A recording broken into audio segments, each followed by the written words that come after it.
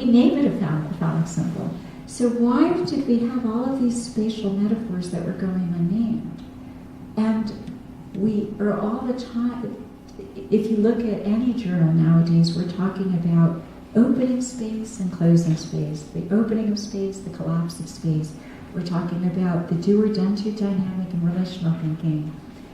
Ogden and many of us are talking about the paranoid schizoid realm, mode of organizing experiences in which there's a spatial collapse and the need to open a space.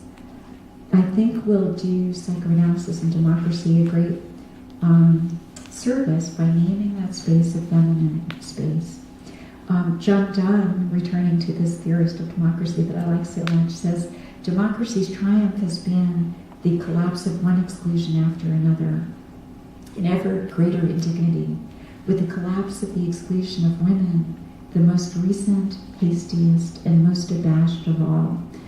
I think he's a little bit premature in saying that, but since our current president has been elected, we've seen the feminine, not only the worst of times for free speech and the best of times for free speech, the worst of times for the female body, but the best of times, and now we see that, the Me Too movement, we see the Women's March, we see pussy power, we see signage of the vulva in bold relief. There's a comeback of the female body. It's been named more since the grabbing pussy president became president than it's perhaps ever been named in the history of democracy, and I think this bodes well. So Freud lost faith in the power of speech and men's and women's ability to overcome the temptations of the hypnotic lullaby. And we see that our democratic conspiratorial sacrifice to the neoliberal ideal has yielded us this collapse, this 1% and 99%, very little space between. We can't afford this.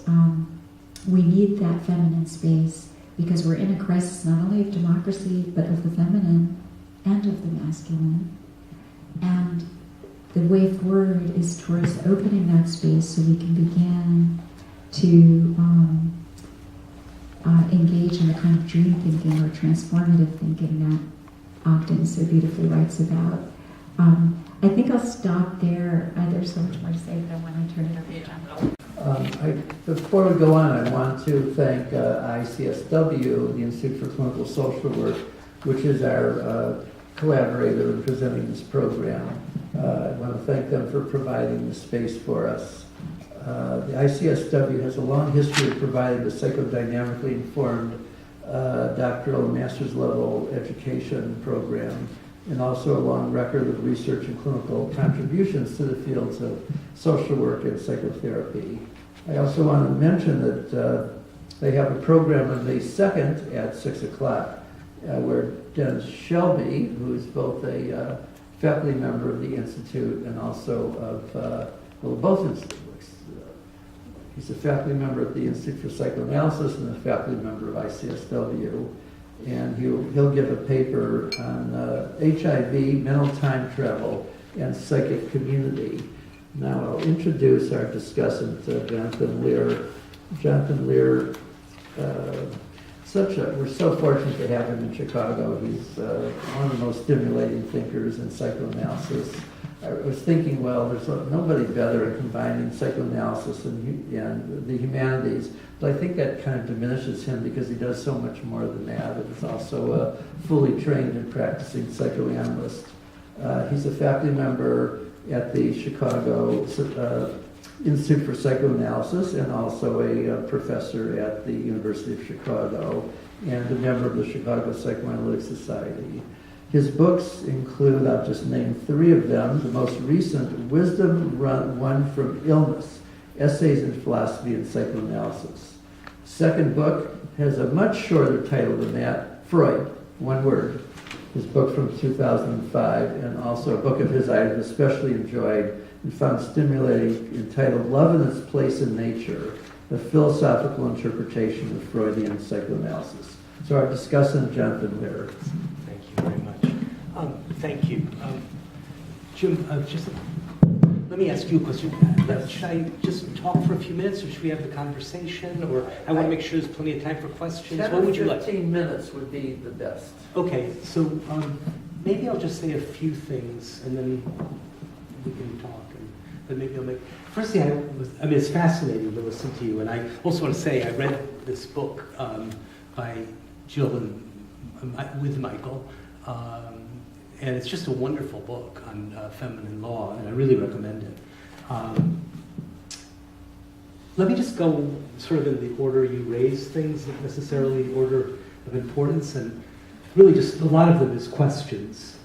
The first one was just when you mentioned at the very beginning that you found that part of the way you got into this was that you found your patients were becoming empowered citizens, which I thought was really fascinating, a fascinating route in. But I also was, I was curious about what you thought about the transference dimensions of this movement. I mean, to what extent do you think that the patients were tracking your desire and becoming citizens and, as part of their love affair with you? Just a question. I would be curious what you had to think about it. About the major issues that you were raising, I suppose, one thing I also wanted to make sure I knew what you meant by honesty when you talked about, you talk about it in here, you talked about it today in the psychoanalytic situation. I just want to make sure that I want to make sure I know what you're talking about. I mean, I think we're on the same page, but I want to make sure that we are. So, as I understand it, what honesty could mean in the psychoanalytic situation is that the person really is speaking out loud what is coming into her mind. Period. Whether it's true or it's not true. Whether she thinks it's true or whether she thinks it isn't true. The only truth that matters is the truth of it's come into my mind. And my question is that what you mean by honesty? Because I think that firstly that's a question. And then a comment is, I share your passion for free speech, and I share your passion for the free speech enabled in democracy and the free speech enabled in the psychoanalytic situation. I want to call attention to a difference between the two situations that I think is really salient. I think it's something you can account for, take account of.